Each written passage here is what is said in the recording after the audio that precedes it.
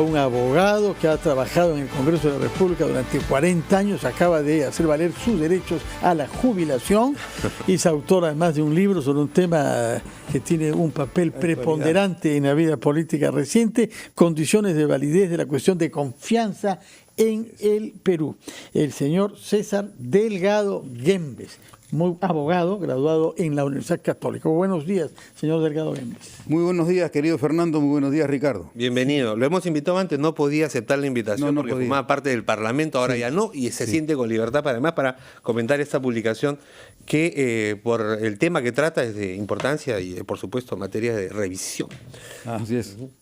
¿En qué radica precisamente, por supuesto, para ti la obra completa es importante, pero para el momento en que nos encontramos, ¿cuál es la importancia? La PEPA. Ajá, así es, la PEPA. El problema central es que cuando tú analizas cosas como las que hemos vivido, la cuestión de confianza y la disolución, es inevitable que de alguna forma las personas que comentan el asunto, que lo interpretan, toman partido antes de analizar las dos instituciones que son de derecho parlamentario, toman posición política. Entonces, desde que tú tomas posición política, ya tu raciocinio Es sesgado. se sesga. Por eso es que Fernando recordará esa cita de, me parece que Santa Teresa de la Cruz, que dice que la razón es la loca de la casa. Santa Teresa de Ávila, sí. Santa Teresa de Ávila, claro. Entonces, la razón tú la utilizas instrumentalmente a partir del fin que tú tienes, del interés que tú tienes, de los valores en los que tú crees o de los sentimientos que tienes. En mi caso, yo no pertenezco a ningún partido político y la verdad me interesa muy poco. Me interesa muy poco. Es más, puedo decir abiertamente que yo me sentí tan defraudado con la oferta electoral que hemos tenido que yo he votado viciado. Ya, ¿No? era válido también. Para que Válidamente viciado. Bueno, lo quise viciar adrede porque no estoy conforme, me siento inconforme.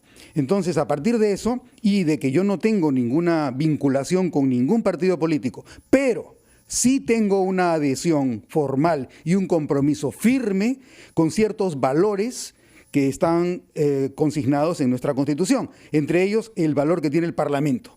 Tú podrás comprender que haber vivido en el Parlamento 40 años sin sentirte comprometido y convencido del rol que tiene el Parlamento en la protección de las libertades fundamentales y en la protección de valores como que el poder no debe concentrarse, me debe haber llevado a mí a tomar algún tipo de sesgo para analizar la cuestión de confianza. Sí, lo hemos notado, señor Delgado Guembes, pero antes de hablar sobre lo que se hizo el 30 de septiembre, es decir, la disolución, queríamos comprender cuál es la sensación con la que se ha quedado usted ahora que es libre, puesto que es un hombre jubilado y tiene una palabra libre.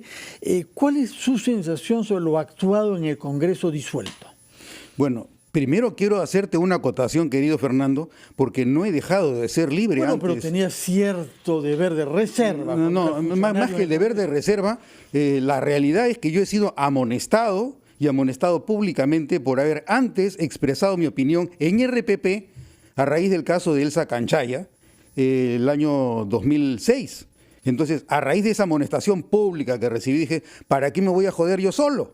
Pero no es que yo no haya sido libre, sigo sintiéndome libre y en ejercicio de mi libertad, para evitarle problemas a los diferentes partidos políticos con los que he trabajado, he decidido mantener hasta el 31 de enero una actitud husserliana, la epogé. Pero falta un día, puede adelantar un día, señor, no seamos tan rígidos en el calendario. Estamos a 30 de enero. No, ahora ya estoy con el levantamiento de la epogé. Ya no hay paréntesis. En consecuencia, puede contestar mi pregunta. Ahora sí. Al cabo de 40 años, sí. ¿Cuál es la sensación que usted guarda del Congreso disuelto? La performance de los actores no ha sido para mí la óptima. No, definitivamente no. Pero una cosa es afirmar que la performance no haya sido la óptima ni la deseable desde el punto de vista parlamentario, y otra, que quien haya disuelto el Congreso lo haya hecho utilizando correctamente las normas constitucionales. Hay una diferencia. O sea, obviamente, es que en gran parte el problema que tiene el Congreso son las ineptitudes y las incompetencias que tienen quienes llegan al Congreso. ¿Por qué? Porque los partidos políticos, para empezar, nunca nos proponen un menú con personas que estén adecuadas al perfil de competencias que tú necesitas para gestionar los procesos parlamentarios. No lo hacen y no les interesa. Combinan algunos especialistas abogados con expresión del pueblo en su diversidad. Ese es el asunto. Bueno que hayan ahí obreros, campesinos, trabajadores, servidores públicos y también No tendríamos puro abogado. No, si no tendríamos puro abogado, sus colegas tendrían ahí. El problema es otro, Fernando. El problema es que en un sistema democrático tú no puedes poner ningún tipo de valla sino las mínimas. Y las mínimas son que tú tengas 18 años para votar, 25 años para ser elegido, que tengas nacionalidad peruana y que no estés interdictado penalmente. Pero hay una enorme brecha entre esas bases democráticas y las necesidades que tiene el Estado reales, sí, para que tú puedas gestionar correctamente las responsabilidades que te corresponden. Y ese papel es el papel que deben cumplir los partidos políticos, y no lo están haciendo. Estos actores del Congreso disuelto, nos dice César, no han estado a la altura, por poner los términos sencillos. Los que acabamos de elegir, tú ya te puedes hacer puedes hacer un perfil de lo que hemos elegido a los peruanos este domingo 26. Me estaba haciendo ya un perfil antes de la elección. Ya. Y a partir de lo que escuchaba decía, va a ser o por lo menos más de lo mismo. ¿Por qué? Pero el problema no está en las personas, el problema está en el liderazgo de los partidos. No tienen una visión del Perú, no tienen una visión de futuro de manera tal que capaciten a las personas que nos van a proponer para que los errores en los que nosotros naturalmente tendremos que cometer sean menores.